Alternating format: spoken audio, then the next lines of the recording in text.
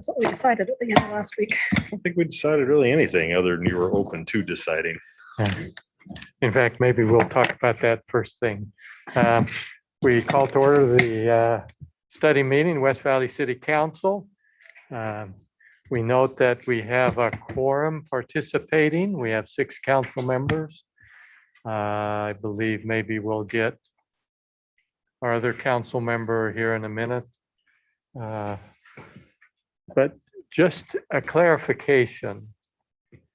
We talked last week a little bit about wearing masks and the like, but I want to make very clear that no council member should have any concern about attending the meeting here and participating or doing it electronically.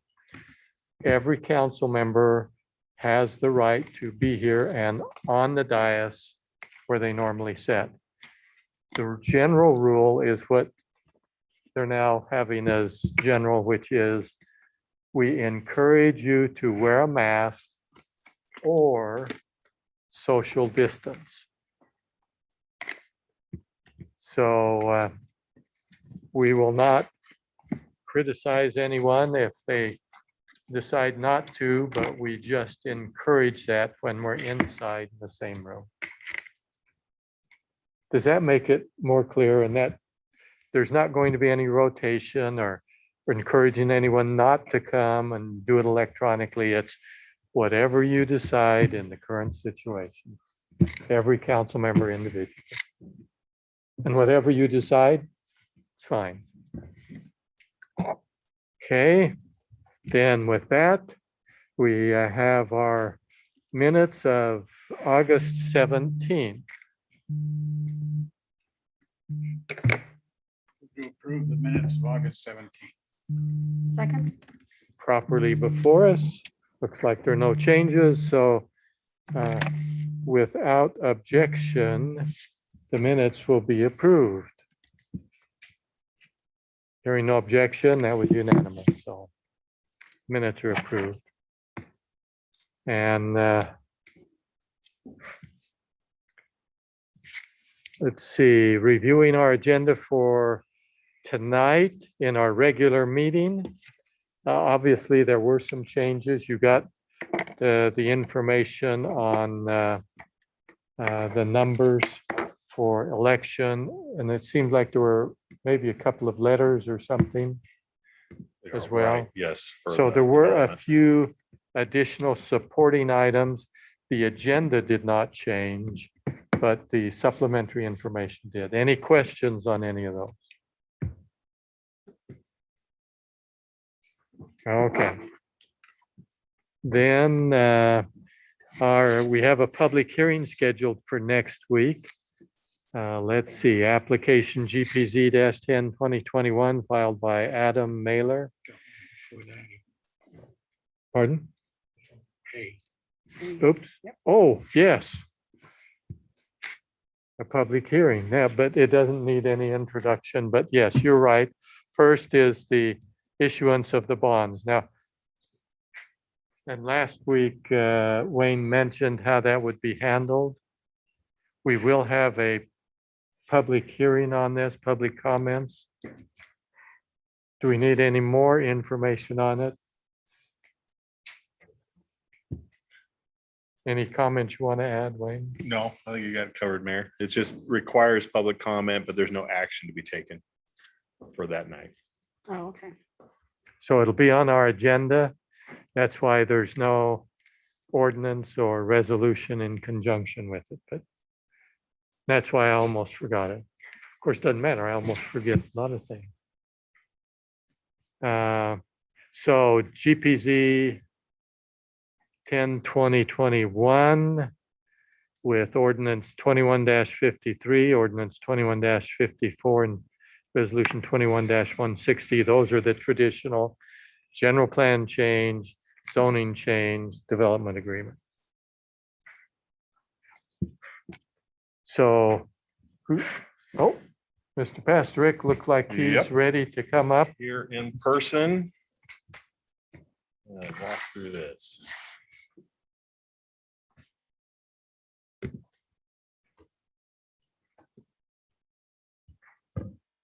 doing the device juggle here.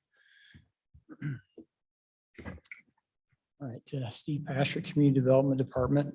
This item, and I'll share my screen, is a general plan change for property there on 4700 South. And it's, the property is just east of the Cypress Credit Union.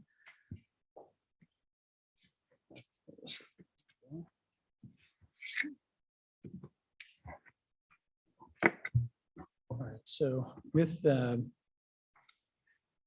site, so again, the zoning currently is the RB zone, which is the residential business zone.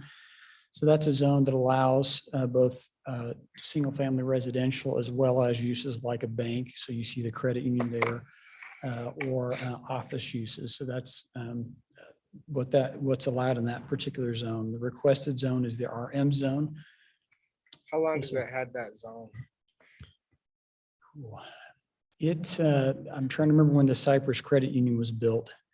I'm gonna guess it's been somewhere in the 7 to 8 year time frame, but I can certainly research that and see how long it's been in place. So that would have been a zone change this council made upon application Yes, not too long ago. correct. I thought I read in the zoning commission minutes that it was 2004. So it may have been, That would be longer Longer. ago. I might be wrong. Yeah, it was changed to RB in 4.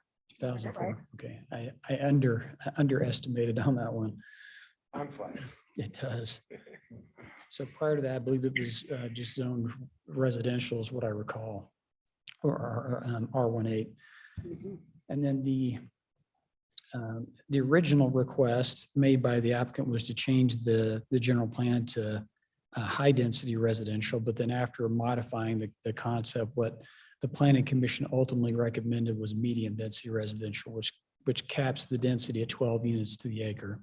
So that's why on the agenda, you'll see high density is what the original request was for. This image here just shows a close-up of the property. So again, you have the Cypress Credit Union site to the west. There are homes on the north end, more homes to the east, and then on the south side in Taylorsville, you have businesses there as well as some homes. There is a home on the site now, an older home that's there on the southeast corner of the site. And the way this was set up, when the Cypress Credit Union was developed, this property that's in question along with Cypress Credit Union was done as a subdivision. And so you can see the access to Cypress Credit Union off 4700 South was kind of straddles the property line. So the intent was that would be a shared access between the two properties. So just some images here. So this is looking east on 47th. You can see the existing home there on the property on the left. This is looking north up the shared driveway. So the building on the left is the Cypress Credit Union. This is looking west on 4700 South. So again, you can see the credit union, existing home on the site. And another shot looking east at the home.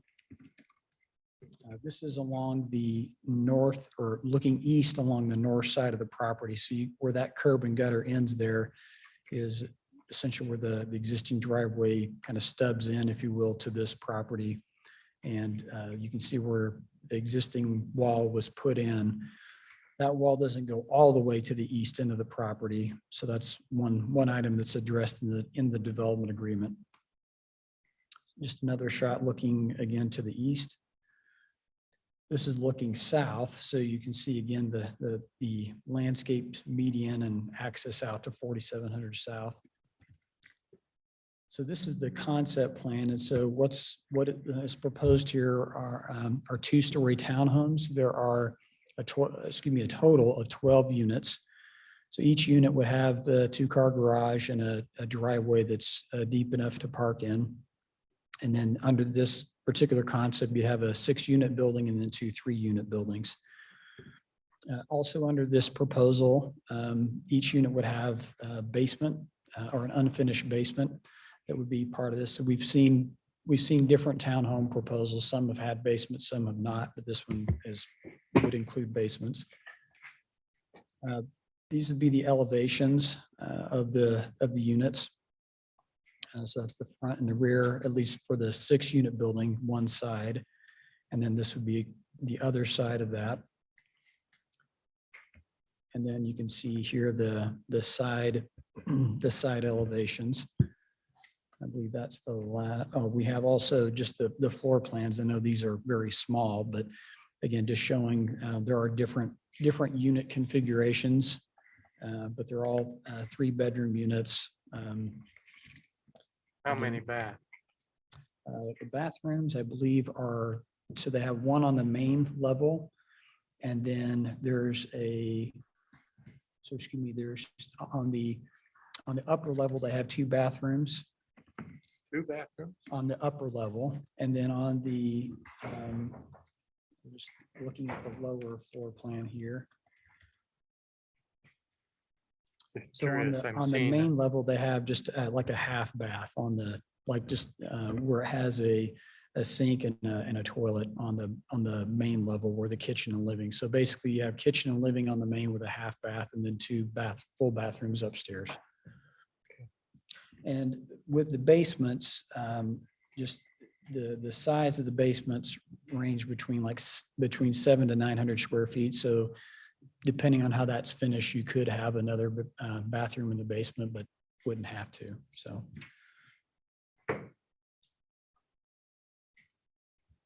And there is, with this, a development agreement proposal that addresses the units, the architecture, so capping the units at 12 units to the acre, or should be 12 units. It's basically 1 acre parcel. One correction in the issue paper mentioned rooftop decks. That ultimately the applicant decided to go with actual just decks that are off the back of the units.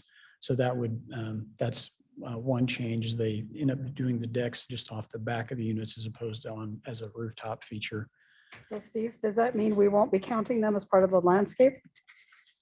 So there's the landscaping percentage, and there's also recreation space. And so so deck space can be counted as part of the recreation space. And is that what they were counting when they made the motion? To have 5% or 46% landscaping and then 5% the decks? Right, so that's part of what they're doing to try to get to that number is by including the deck space. Okay, do we normally do that? So the ordinance does allow for that to be included. Okay.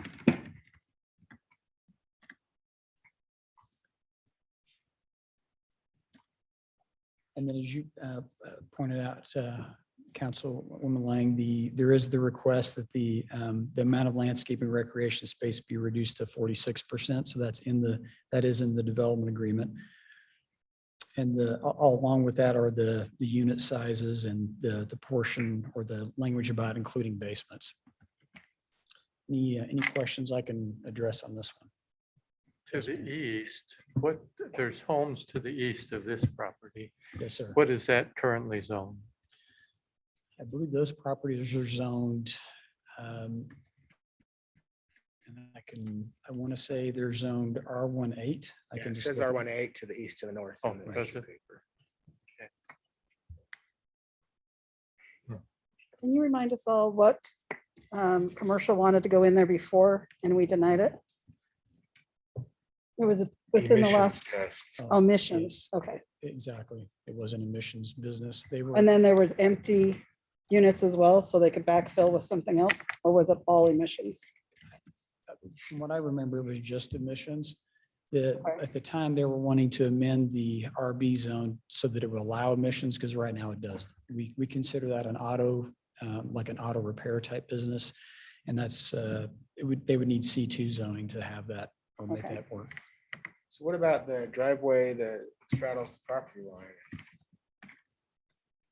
Cypress gonna have to move part of that or buy part of the property, or how's that gonna be accounted for? And so in the concept plan, if we go back to that. they're planning on essentially keeping the shared driveway and so continuing to use that. In fact, in talking with our Public Works Department, we actually would not want to have a separate access on 4700 South for this property, given this existing shared access. And what you can see from this concept too is that there is the driveway that goes out to 3600 West. So that would still be, if residents here could basically access out to 47th or out to 3600 West. So is there a recorded easement across Cypress's property? Yes. So this is a real conundrum for me. I don't think this project is special enough to change the zoning and approve. On the other hand, I like it better maybe than the residential commercial property that it's already zoned as. And we don't want to have the emissions testing and things in there. So I don't know if this is a good buffer between the bank and the residences, or you ought to just sit pat and wait for something else. I think I agree with you. I think medical center, maybe the medical office or something right on there, perfect. With west side the bank, across street from the bank is the west side is a strip mall. So Emerson shop maybe is another right spot for them, but I think it's maybe medical office or something. I think the perfect place for them. Yeah, And medical office would be allowed under the existing zoning. is that right? There's something else, Steve, the letter from the applicant said that there were 2 amenities, barbecue fire pit and a pickleball court, but I don't see a pickleball court in this drawing. Right, so as I look at I'll go back to the development agreement. Their letter was based on so we've been through several iterations of this concept, and I believe that was based on an earlier concept. So what's in the development agreement currently would be under this is item 6 under the exhibit B is so an outdoor fire pit and a couple of pavilions is what ended up being based on this latest concept that they've submitted. Yeah, we often, from the time an applicant submits their application to when it gets to council, we'll often go through a number of iterations. It's about a month ago, we had one applicant on 3500 Sound. They presented to us about similar to this, or 1 acre, and we rejected because too small. Yeah, the one difference there, and you're correct, Councilman. It was the property was 1 acre. The difference there was the property was unique in that the property extended out into 35th South. And so by the time they did the right-of-way dedication, it would have been under 1 acre. Whereas in this case, it is 1 acre, and you don't have that dedication issue like we did on 35th. Yeah, but also not much, 1.08, right? So Right. that Not a huge big difference. difference. Yes, sir. You may get tired of me asking about this, but I noticed the existing house has irrigation canals running into it. Do they run beyond that into the neighborhood, or is that the end of the irrigation canal? So at this point with the zone change, we haven't looked into irrigation issues. The progression would be if the zoning is approved and we get to a subdivision plat, which would be required for a townhome development, we would look at things like irrigation and drainage. All those things would be looked at as part of the engineering for the project. I just don't want the irrigation to get forgotten, because so much of it is forgotten these days that, oh, there's a canal there? I didn't know that. That's what that water is. Right. Okay.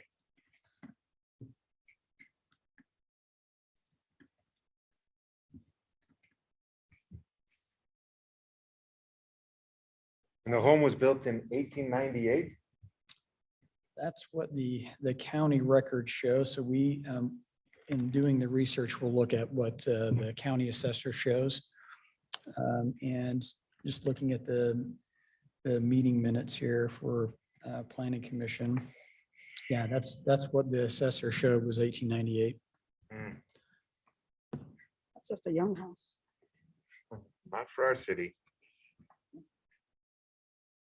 And it likely has had some changes made since then, but They've changed Yeah. it outboard, but Probably added a kitchen and restroom, indoor plumbing. all that stuff. Yeah, I still agree that this property is probably way too small for a development of this size. With the minutes and everything else, they kept bringing up sustainability of an HOA, and we've had so many other bigger ones fell that I just don't see a way of this working.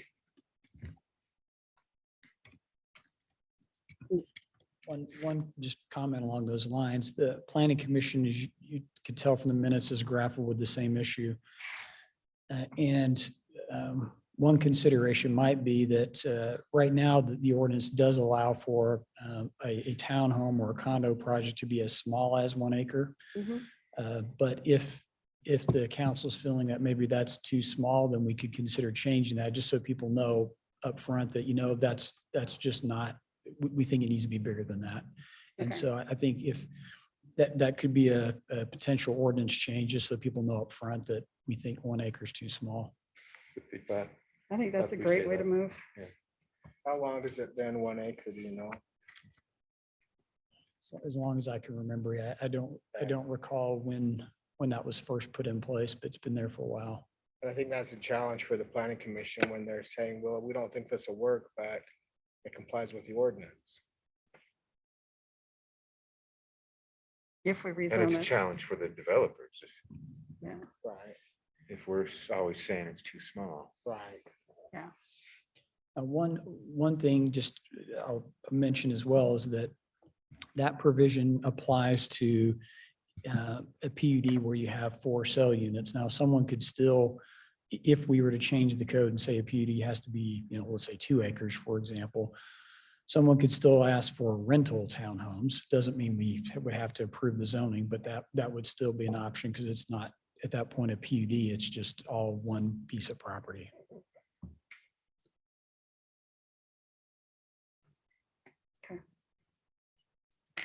You know of any developments this size that have been successful for 20 or more years in our city? We do have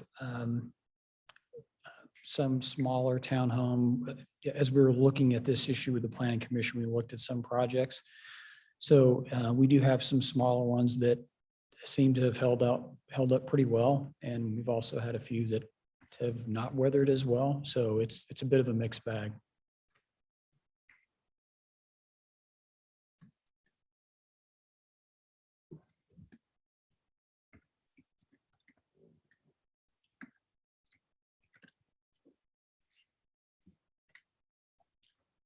No further questions? All right. Thank you, Mr. Pastorick. Thank you. Let's see. And next, resolution 21-161. Agreement with Select Health for health insurance coverage. You're going to introduce anything, John? Yeah, so I'm gonna have Mr. Flores, our HR director, come up and just basically go over the contract and the services itself. There's not a whole lot of change this year. The benefits are roughly the same. The cost is pretty much the same, but every year there is some variation, and we are at the end of the first year of our self-insured mode or process at the city, which has been a success. So we just wanted John to get up and kind of describe a little bit about that Yes. overall. Mayor, council, thank you. So yeah, there's really no change in the plan. The plan's performed very well, so we just intend to keep things the same and continue that. It is, as Wayne said, the first year of our self-funded plan, and everything worked out as planned, obviously. We'll continue that and continue tracking and see how that goes in future years, but Everything has worked very well, and so we didn't make any changes, and this is just to approve us for the current year that we're in. So. Questions? No premium changes, Yeah, no significant benefit changes. All pretty correct. much the Yep, same. no significant benefit changes. No premium changes, so the cost will remain the same for the employees. No changes at all. Same with dental. Yep, same with dental, yeah. Okay. That's good though. Yep, we've been really happy with it. I will make one other comment, which was we were the most worried as if the council will remember, if we were going to go to a self-funding situation, that first year would be the most dangerous, and it did work out for us. So Yes. it doesn't mean we won't ever have any problems, but that was the first and biggest hurdle. So we're in good shape. We're very happy. Correct. Yep, we're very The happy with. Pandemic being self-insured. Yeah, too. getting through the pandemic, and there were all Okay. kinds of issues we're worried about that cropped up in terms of even just things like elective surgeries, right? Remember when doctors' offices stopped doing those? So then we were wondering if, because we were in the last plan year, if there was going to be a backlog of elective surgeries that we were then going to end up paying for in the new year, but that didn't really materialize. So we've been very happy. Yes. Anything else? Oh, hearing no further questions. Thank you. All right, thank you. Let's see. Oh, and as usual, we have two items on the consent agenda, both of these on the 4700 South project. They're both within the bounds, pretty routine. Unless you have questions, we will move forward to communications, a demonstration of the EOC software. Thanks, Mayor. I'm going to introduce this. Chief Evans and Eric Bunderson are going to demonstrate for you. This is just an item of interest for the council. We're not proposing new purchases or major changes in the way we do emergency operations, but this is just an interesting upgrade to our process that we thought you would be interested in from a technology standpoint. So we're bringing it to you to have a look today. Thanks, Mayor and Council. Before we get into this, I just wanted to go over a little bit about the emergency management. We've been operating under an emergency for the past 18 months. I never thought that I would see this right now. West Valley City is operating under 3 federally declared disasters. We're operating under an earthquake, a wind event, and the pandemic. West Valley's involved in all 3 of the federal emergencies right now. So to say the least, for me, it was trial by fire. You can, always think you're ready, and then you're not. I'll just tell you that right now. So one thing that's been really good is for the past 18 months, we've been able to grow emergency management to where I never thought it would be. Every department in the city has been involved. We right now, just to go over a couple of things, we're operating under the federal guidelines of the incident management system. We operate under 15 emergency support functions, which entail everything that we would have to do in an emergency. During the past 18 months, I just wanted to give you an update. We have completed a complete rewrite of our emergency plan. We have completed a mitigation plan for the city for future. We have completed a continuity of operation plan, which is big. If something happens, we have made sure our city is covered at least 3 deep everywhere we need it, which is a big thing. We also, and we weren't the only ones behind, we completed our pandemic plan. in the 30-something years I've done this, when they talk about emergencies, you know, earthquake's always there. When somebody mentioned pandemic, you'd always go, yeah, right. 1918, right? And then I always figured I'd never live through an earthquake, and I don't know what, I guess I had some bad luck last year. I don't know. It wasn't a good year, I guess you'd say. So, and then the other thing, we've completely upgraded our EOC. One of the things that we found out during the earthquake was we may not be operating out of this building. All right, plain and simple. One of the things we're going to show you tonight, after I get through, Eric's going to show you the main EOC downstairs. I'm going to go outside and show you what we've done. We have a complete mobile EOC that is in about a 50-foot trailer that we can operate all city functions out of. Okay. The other part that we've done with the EOC is we wanted to make sure no matter where we were, we could operate virtually. So West Valley City has set up, we were one of the first, we've set up a virtual EOC. We do not have to be anywhere. We can be anywhere where we have connectivity. We operate, since April, we've operated a virtual EOC 24 hours a day, 365 days. Every week, somebody switches out and we take charge, make sure that the virtual EOC is operational so we can open it up right away.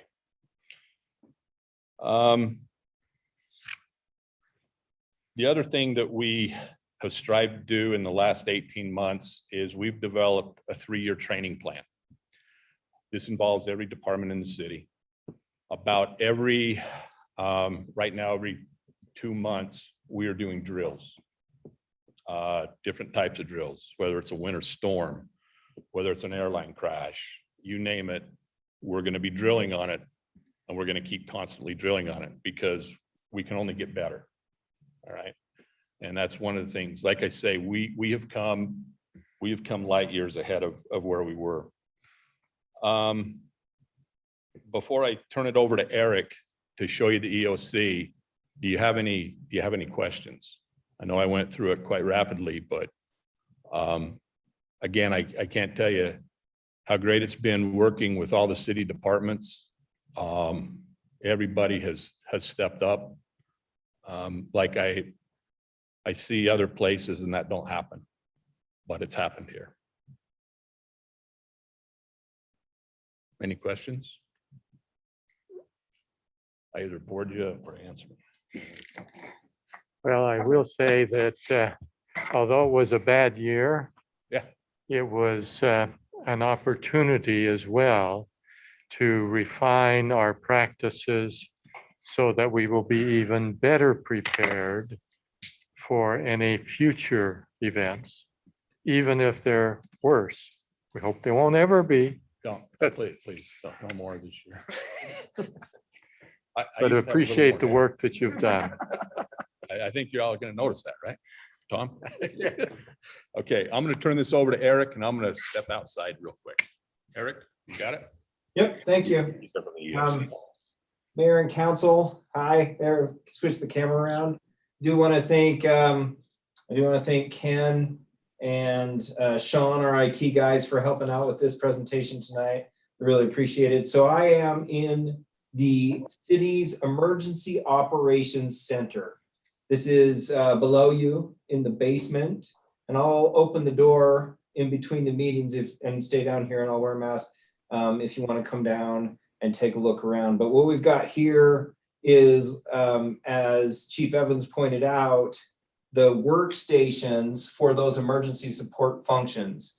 And as Chief Evans pointed out, we have been drilling that and living that in real life for the past 18 months or whatever it is. And so we've become very familiar with all of those functions. And so each person during an emergency knows where to come in this room and sit down and log on, and they have a series of checklists that they go through, and we train those people about 3 deep. Now this room has all of the computer equipment, all of the hard copy papers, some food, some water, some backup electricity, all the things that we would need to function for 2, 3, 4 days during an emergency.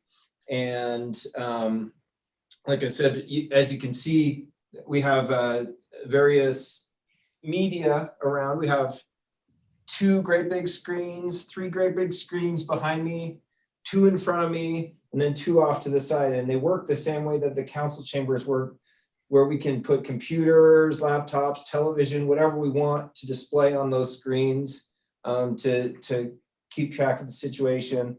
And we can actually also integrate the council and the multipurpose room into those operations if need be. It's all connected, it's all networked together. And so that works really well. And so I wanted to also show you from here the virtual EOC and some other stuff that we've been working on. So I'm going to share my screen. And that's what I'm going to show you second, actually. We use this program. I don't know if you've used it at your works or if you've been able to use this through the city, but we use Microsoft Teams, and we created this virtual EOC in Teams, which allows us to post links, files, record trainings, post those trainings on here. This was a training where I've got my cursor here that we did a couple weeks ago. We can record them and post them on here. We've got all the files, all the checklists and support function instructions that I've been talking about, trainings, to-do lists on here, as well as links and things like that. So this is how we've been communicating and operating during the pandemic. And as long as we have internet anywhere, we can use this to coordinate. And as Chief Evans says, we've got a 24/7 Zoom that's always running, and have been able to just jump on that when needed over the last few months. If the internet's not working, we've also been training our all of our emergency responders in 800 megahertz radios, which are supposedly very earthquake proof, and we have the protocols we need to keep things functioning as long as we can talk on these radios. And if the radios don't work, if it's really, really bad, we haven't purchased like pigeons yet or anything like that, but we're working on that too. So the other software that we've implemented and started using is called Alistar. And that was the first thing I accidentally showed you. And that is just a situational awareness program that allows us to look at any cameras that the city's got. We've got all kinds of cameras right now. You can see a live view of from the old public safety building, maps, weather, Twitter feeds, and quite a lot of other stuff that we can put in there. So we've been training, and we'll continue to train on this to really get a good idea of really have good situational awareness during the next emergency. And like I said, we can put anything that we want in there, including the feed from the virtual EOC or anything like that. So that is everything I was going to show you. If Chief Evans and Sean are ready there in the mobile EOC. And like I said, I'll open this door. You just come down the stairs, and I'll open this door, and I can give you a tour around it in person in between meetings if you'd like. I'll turn it back over to you, John, if you're ready. All right, hope everybody can hear me. I wanted to show everybody the mobile command center from the outside. This is a self-contained EOC that you see inside. We'll show you.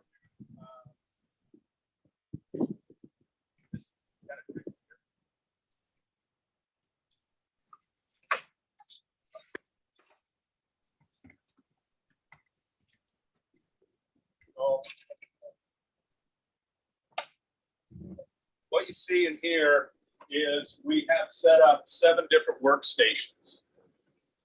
Every workstation has a computer set up, We have plotters, we have printers, communication, we have satellite, we have cellular communications. You see here, there's writing on the walls. Everything is whiteboard, so we can take notes wherever we're at. The other thing that we have is in this unit, we have a separate conference room with more monitors. So we can set up a conference room in here besides the workstation. The other things that we have with the emergency management is we have another trailer that has all the communications equipment. We have a portable restroom system, and we have two self-contained generators that actually could run a small city. So in closing, I just wanted to show you this, and it's outside if anybody wanted to see it. See how I'm outside? I'm going to turn this back over to Wayne inside so I can get back in. Did he say Wayne? Yep. I thought he did. So there's one glitch, obviously, we need to get worked out a little bit more. What they were trying to show you, which may not have been really clear by taking you on the mobile phone and sort of FaceTime, is another function of this Alistair system that he's talking about, where in the past, any sort of communication between an event scene and the EOC, wherever it was really strictly by either text or voice under this county program that we had before. But now with Alistair, we also have the ability to do that by video. So say the incident commander, say it's John or me at some other location or whatever, is saying, hey, yeah, I heard we've got this particular situation going on at this address. I'd like to see what's actually happening there. I don't have to be there. John doesn't have to be there. We actually now have the ability to have eyes on and see what's actually happened on site at that location. So that was one of the things that John was demonstrating there. So that's really it. I think John and Eric did a good job, both sort of giving a background of how we approach the subject and also talking about the technology we use. But again, like I said, we're not proposing anything different. We're just updating you what we have. I will give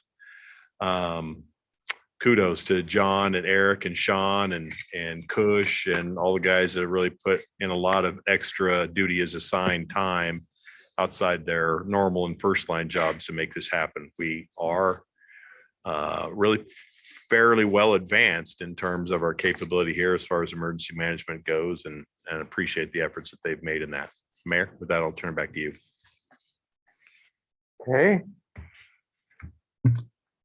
Couple questions. sure. How long have we had that trailer? We have the trailer now, I want to say 2 years, two. We actually did use that during the earthquake last spring. It was up and running here in the parking lot and the building Mhm. was emptied. And Yep. We still have the police mobile command. We do, yep. What we have in that trailer is a significant upgrade from the police mobile command, and a lot of the limitations that we learned from the mobile command have been built into the trailer so that we have better things like just power supply, for example, or communications. But do we still use the mobile command? So they're not, this didn't replace it. This is a different. No, in fact, this is more for and by longer term, that's a relative term, but a longer term emergency as opposed to an incident command where police might be out on like a SWAT call Right, or for something like that. 24 hours or something. Right. Okay, good, thanks.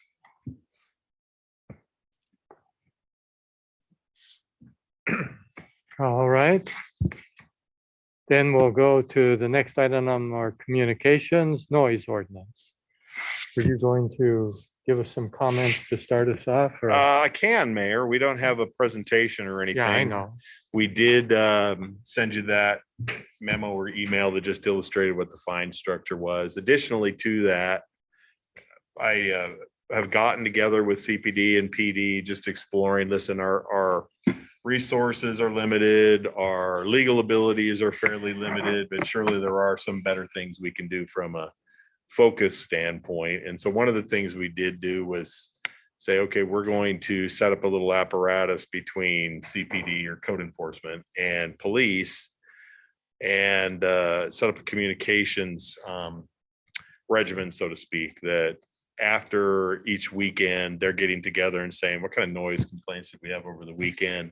Is there anything code enforcement can do from an administrative citation or warning standpoint that doesn't fall under the criminal code, but could get quicker action in some of these complaints?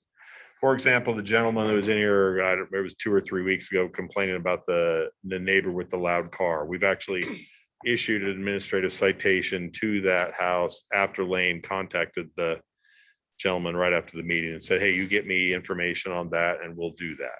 So that's an example of something we can do. It doesn't necessarily change the structure, doesn't really even necessarily increase what our capabilities are, but it does at least let us focus them a little better or get a little more attention to them. So we're going to keep that effort up between those two departments.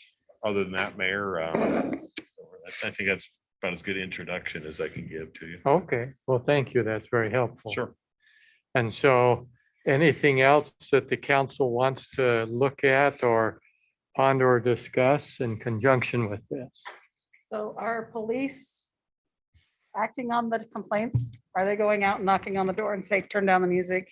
Yes. Okay, Short answer, yes. There's a much longer answer too, but short answer, yes. okay.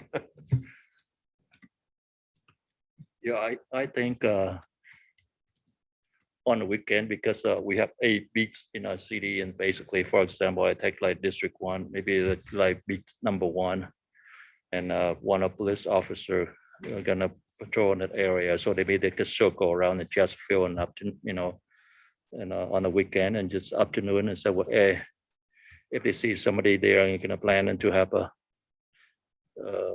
party or something, just stop by and say hello to them and let them know you don't have a loud music. You know what I'm saying? If you do, and I'm gonna give you a ticket, something like that, and it'd be just preventable. I mean, try to do something, help them first, and if they give, if they continue to do that, we can have a big ticket.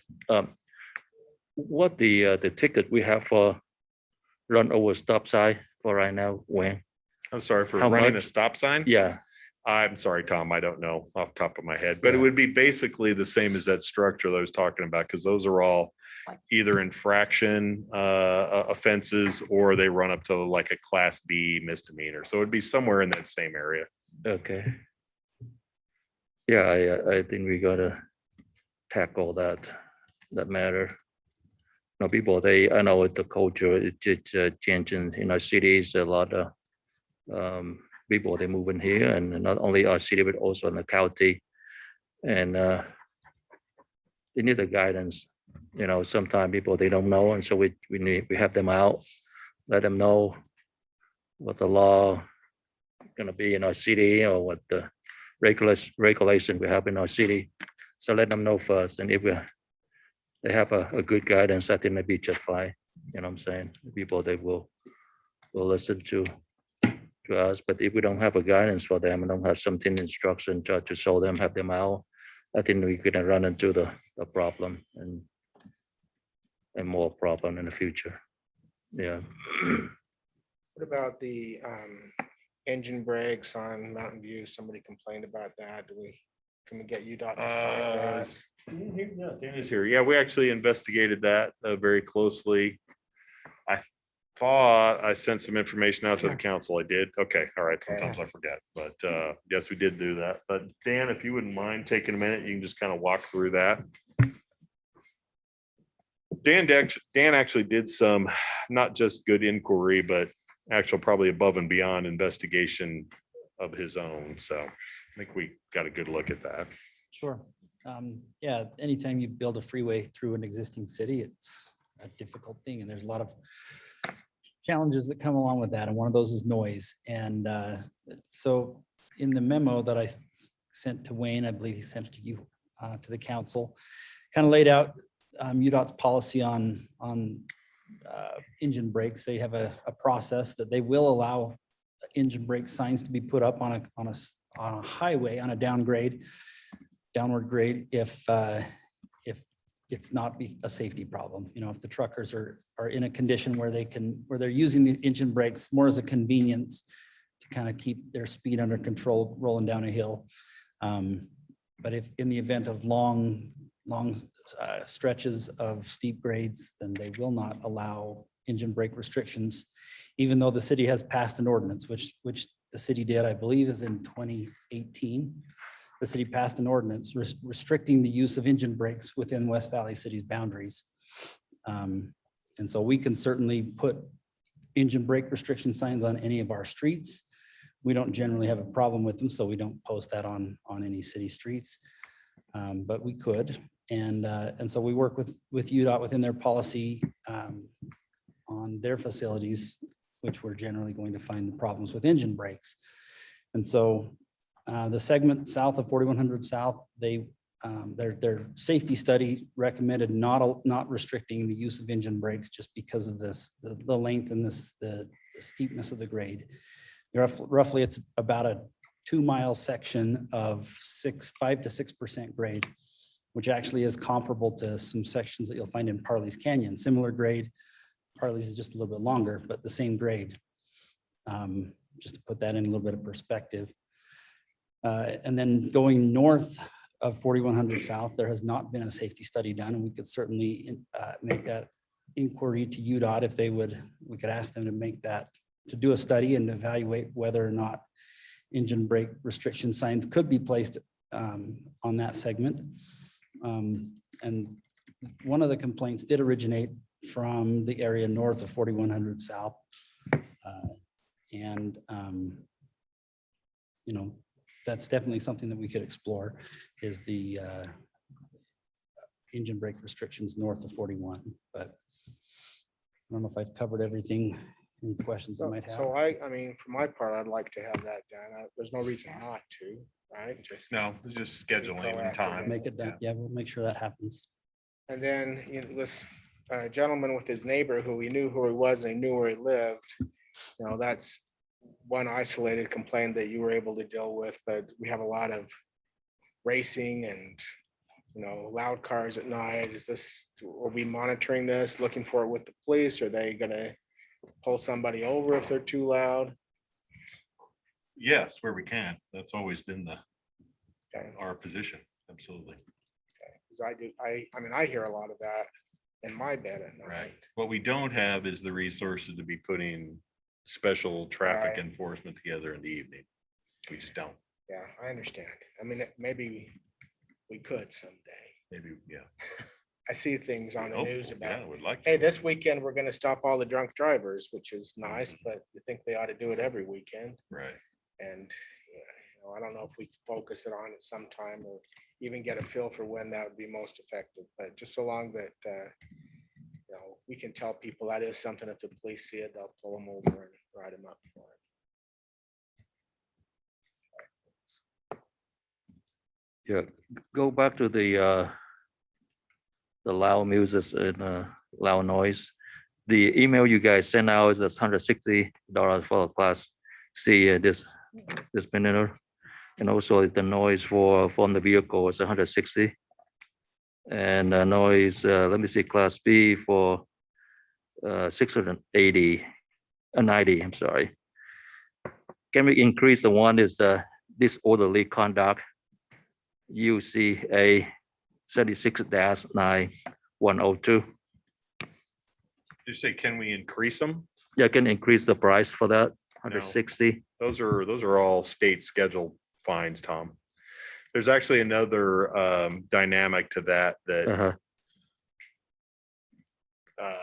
you should be aware of. I can't remember if we put this in the memo or not either. Those are the state statute in terms of what can be charged, but that's not in reality what ends up happening in criminal courts. Judges don't charge those amounts of money for that kind of a fine. They just don't. And we don't have control over that situation, which is why where we're trying to find some extra effort or extra effectiveness was by adding in the code enforcement guys and trying to find other ways to approach the administrative, not criminal code.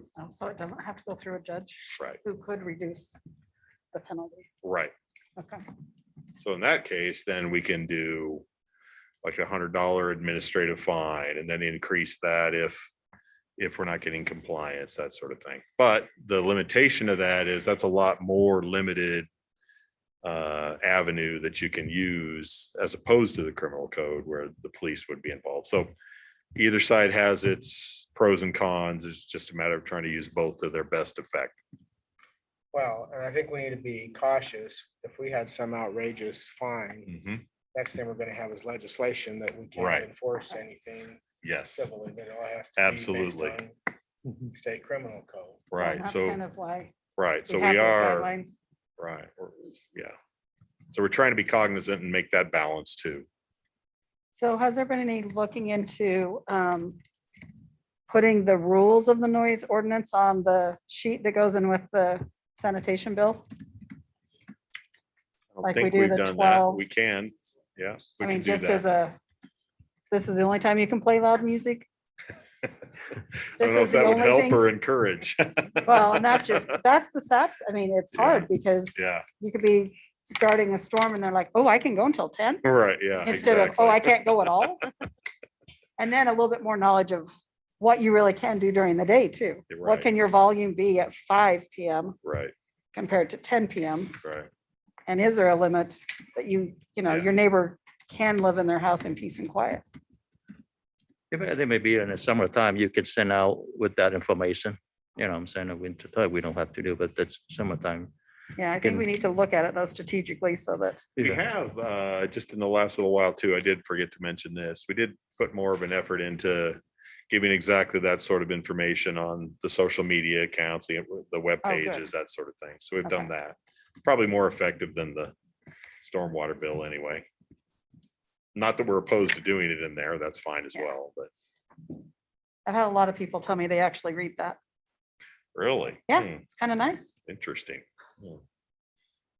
I'm more like, rip it open, what's my Yeah, bill? except- Yeah, but you already know I everything. just get it electronically, so I don't get the notice. Yeah, and mine's Well, that's good to electronic too, hear. but Yeah, I've had that's good to people hear. tell me that too, Uh-huh. but they complain that when they do open it and read it, the first half is already gone. Uh-huh. So. oh, it's over. Oh, I see. Right, Yeah. so we might want to look at being a little more In Yeah. in the advance. future. I've had comments on that. I've also heard that. So. there's a read the calendar list, of it's events. chronological. Yeah. But the- by the Half of time them are already you go old. in- It's old. It's old. In Yeah, the advance. first half's already Okay, passed, I and now we're gotcha. looking at. I had that a lot with my meet the mayor, Okay. who was already passed. Yeah, this is the law that's used in our city, and if we spend time to tackle on this one, that'd be awesome.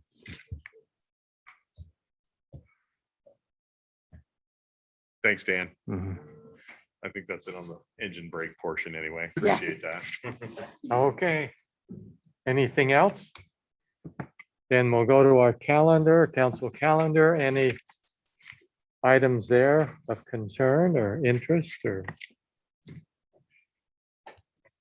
Then to our potential future agenda items. Anyone have any there? Yeah, I have one. Yes. I brought up 2 weeks ago about the acres, half acre and also 1 acre lot, couple, 3 pieces in it, on Redwood Road and also, I don't know, on the 3500 South and also 5600 West, also 4100 South. Just, the one you just brought up, I think is very similar to that.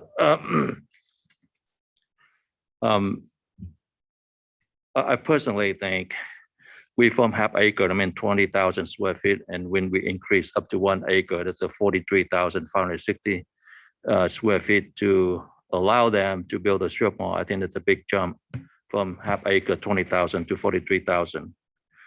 And as a guy, people, they are in between that, they got stuck. They 0.85 acres and they stuck, they could not do anything. It's a sad thing. So I'm thinking about just, we can increase, but the increase is just halfway of that, maybe 30,000 is the 0.7. And so people, they have 0.85 acre, they still have a chance to do the strip mall or do something. And then the email I got from you guys sent out, basically, you're concerned about the L shape that doesn't look good for the city. I think that's a fine. I think I have no problem with that. But I think is we can ask them to do, not to do it the L shape. They can do the one strip mall parallel with the road, and I think work just fine. And there are no reason to, not allow them to build a strip mall because they stop. They cannot do a strip mall. They cannot do the townhouses. They cannot do the houses. So what are they paying tax for? And then if they have trash in their property, so what are they gonna do? We're gonna fight. We give them the 5 big ticket. Well, it's like they come back, say, well, my land, I cannot use anything, and I have to pay a big ticket. Also, it does not look good for our city. On Redwood Road, it's not good at all. You don't want to see there like yard sale on Redwood Road multiple times every year in the summertime, or maybe in 3500 sale. I think it's not good at all. The image, the optic, and the benefits of the tax for our city too. And I think we need to do something. We have to reconsider about that. I think it's a big jump from half acre to 1 acre. It's a big. So I ask you for your support and to think about it, to discuss about it tonight, or to bring it up again sometime next week or so. And I appreciate your input. So do we remember when we changed that?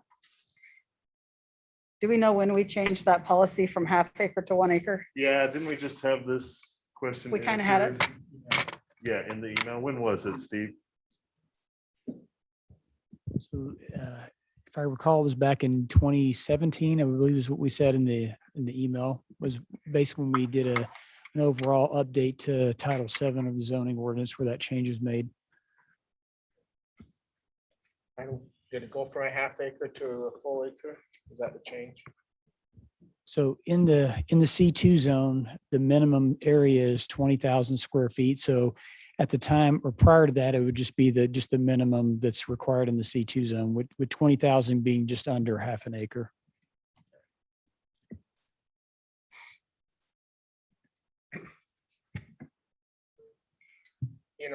As I've thought about this, I think there was a good change. It made sense at the time, but there's always unintended consequences perhaps. And so, but I certainly am committed to the thought that we don't just have a row of tiny strip malls down the road. But if we had a way to limit it so that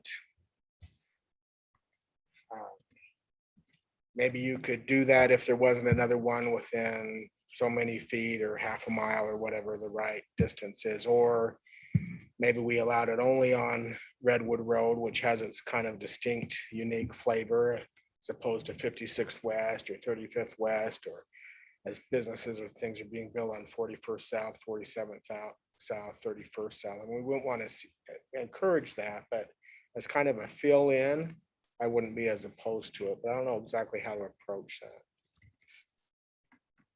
So could staff build us a map of what would be in What would that? fall into the category? Yeah, and see where it's Probably really at, not if too- it's just mainly on Redwood Road, or if there's Yeah. other pockets that, That's probably not too hard to do. We may even already have looked at that, have we? Not that issue specifically, but it would be fairly easy to identify properties under an acre that are on like 35th, 56. So that, C2 type zone Right, or something like that. Yeah, we can do that. okay. That would be very helpful. As I remember back quite a while ago, the other Steve was also on the council. We were doing something along 56th, and he even suggested at that time that part of the development agreement be that they connect the 3 different strip malls there, so you don't have to come back out on the 56th to go Oh. next door. Have cross access agreements. Access agreements between them, because each one you had to come Yeah. out. you know, And we could maybe require that, but that wouldn't work if it's not adjacent to the contigu- Right. And these were strip malls. contiguous, Uh-huh. but they were little 1 acre parcels that each developed independently, and To be honest with you, I don't think there's too many properties like that in, even like on Redwood Road or 5600 West or 3500 South. I don't think there's not very many. Right, Steve Patrick, I think. Well, we'll find out when we see the map. Yeah, I okay. think that'd be really helpful. When are you gonna bring it up Well, to us? The map, are we doing the whole city or just Redwood Road? We can do the whole city. It's not, it's, Oh, no, it's same.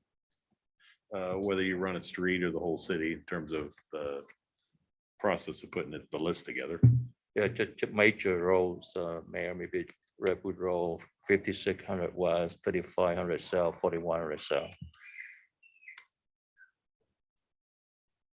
Well, that was a question. I know I'm thinking back to some of our discussions when we talked about some of our roads and where we wanted development to occur. For example, 4100 South. Uh-huh. We talked a lot about that. And where we were starting to have development at the intersections, at the main intersection.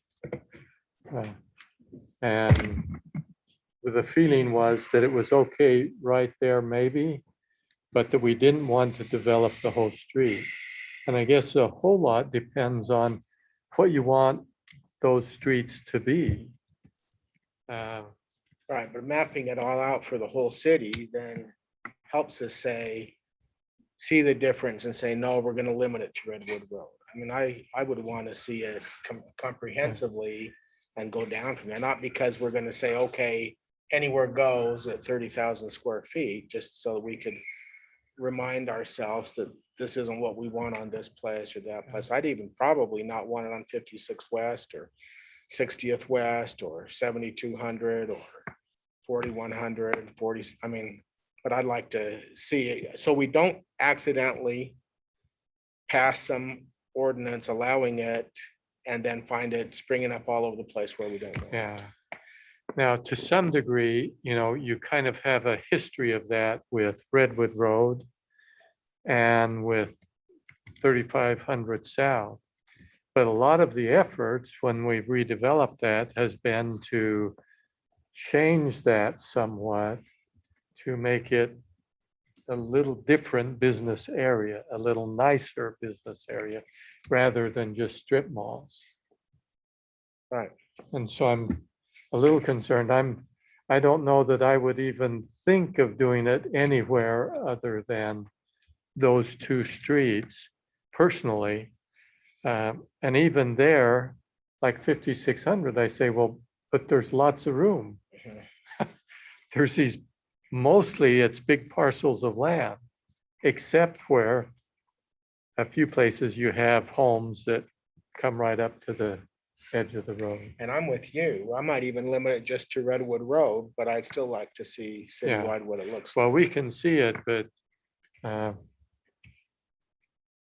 then again, I look at this and in my mind, I try to say, okay, half acre, acre.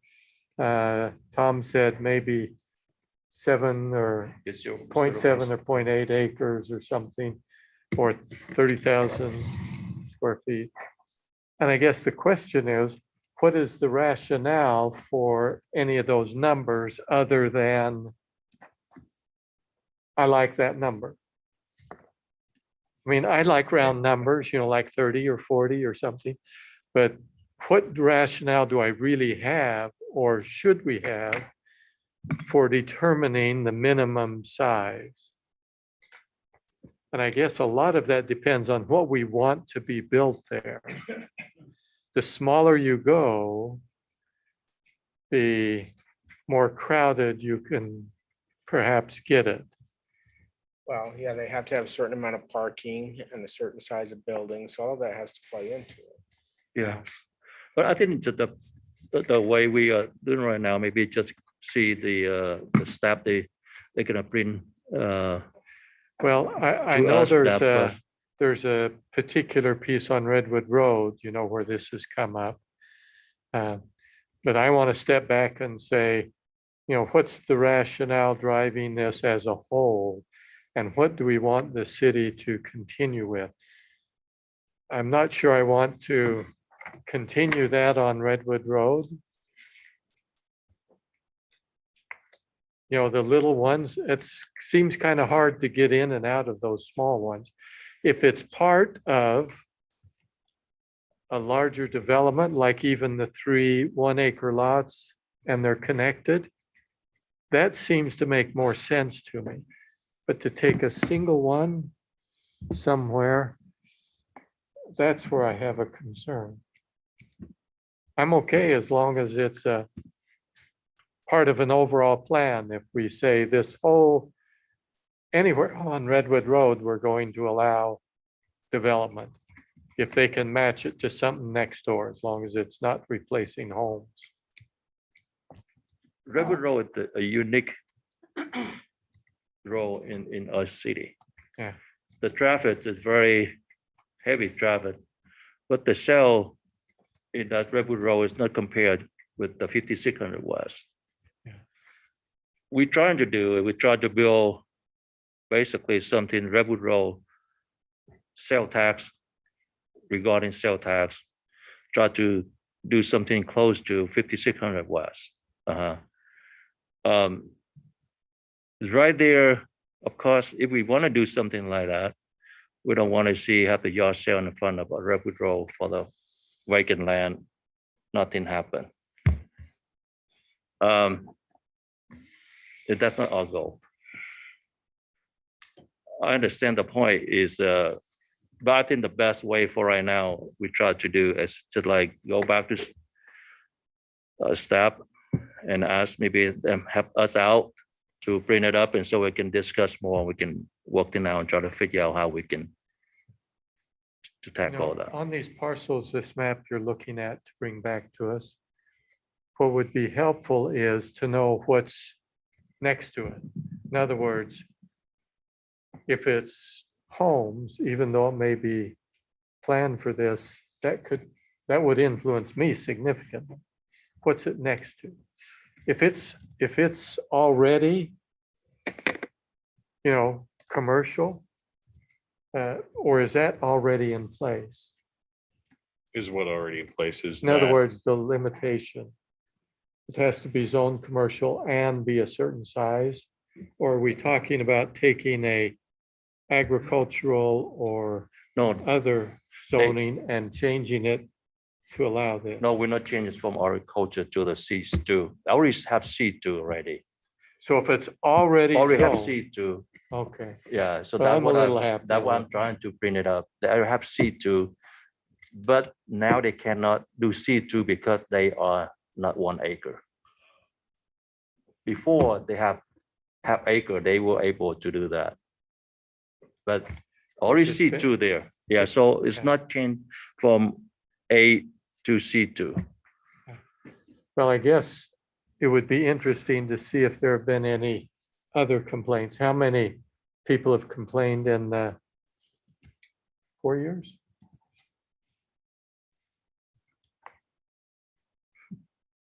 I always worry if it's one, okay? Yeah. Just because it kind of sounds like we're helping a person. So as long as it's not just one. It's just me. I got quirky things. You guys all know that. Ones don't, they bother me some. One is the loneliest number. Well, I've been one myself a few times, quite a few times on the council. Okay, then you know what you're doing. Anything else on that? Okay, council reports. Or excuse me, any other future agenda Well, items? I don't know where this one goes. Well, So that's do- okay, just pick and do Just it. go for it. So do we have a work from home policy yet? We Have do we not put one have in an place? overall work from home policy. Can we look into maybe doing one of I- those? What would be your question? What would we be looking at? I'll send you a possibility. Okay. Another committee I'm working on, that I'm associated with, has put one into place that I think is really Mhm. comprehensive and. Okay.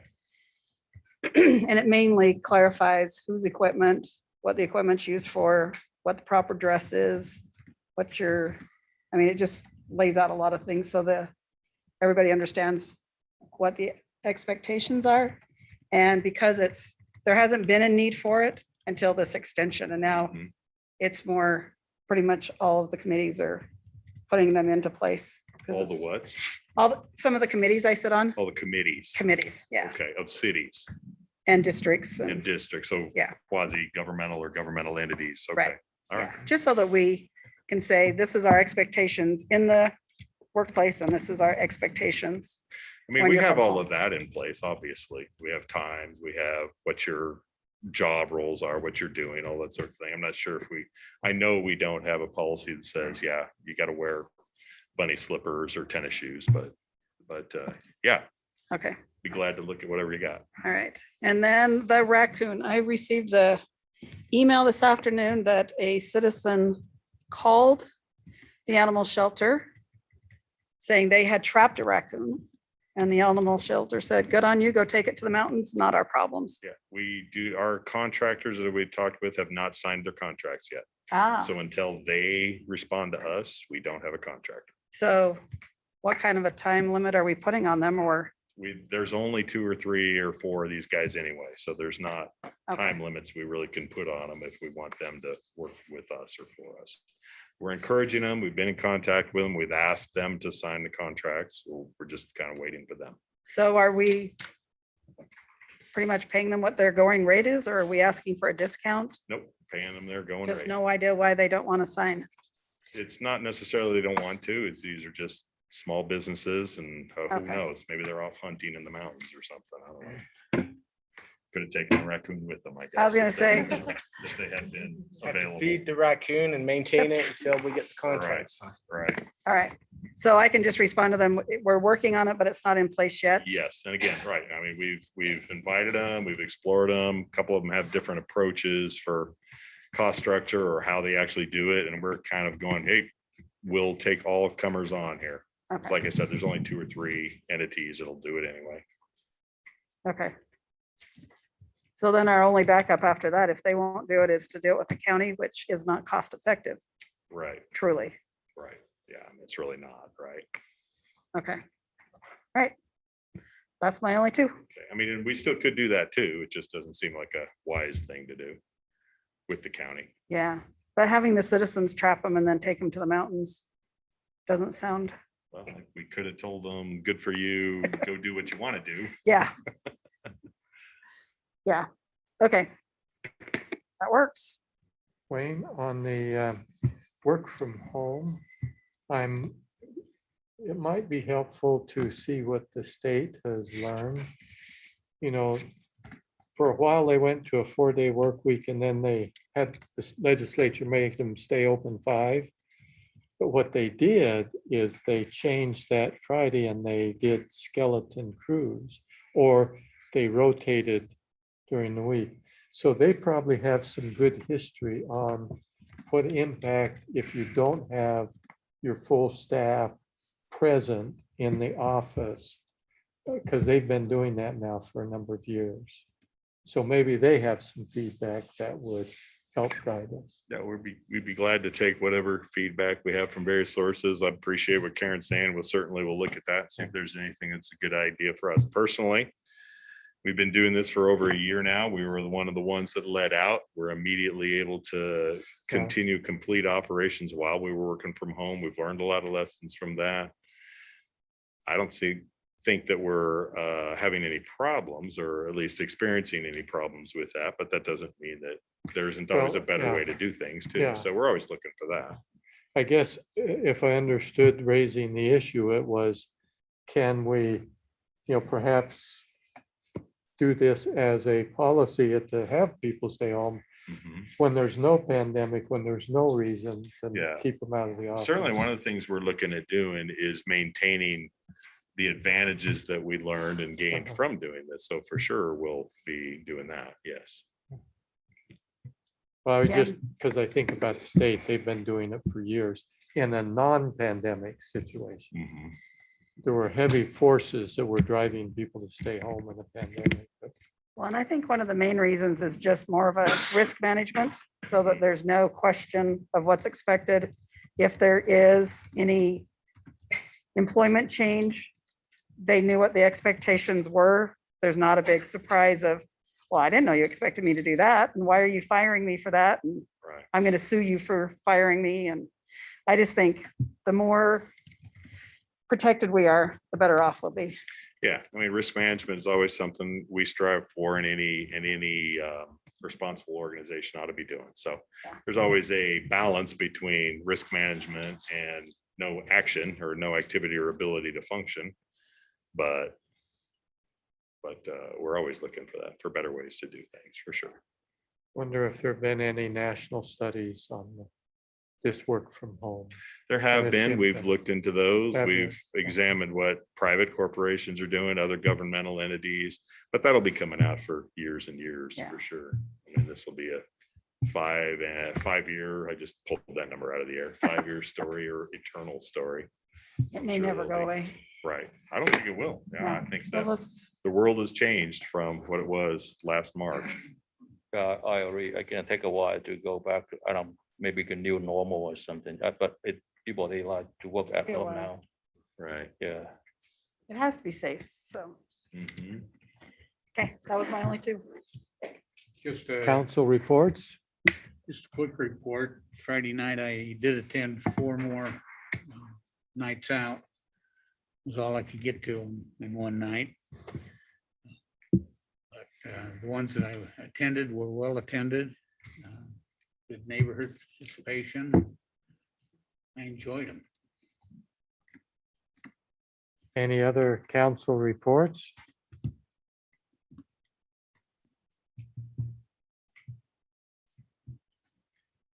I would mention Friday, Mountain America Credit Union had a ribbon cutting. They're officially open already, but the one on 35th South here, very nice facility that fits in with the 2-story concept. And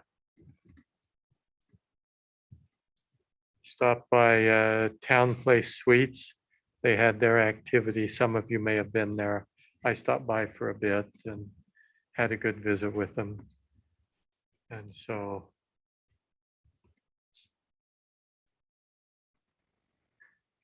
just were nice events. They were glad to see people from the city. Usually I see Don around, but if I don't go at the right time, I miss him. Friday mornings are bad for me. Oh, that's right. Okay. Anything else? There's not a need for a closed session.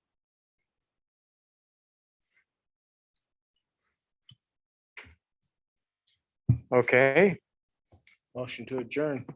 without objection, we'll stand adjourned. Hearing no objections, it's unanimous. We'll see you at 6:30.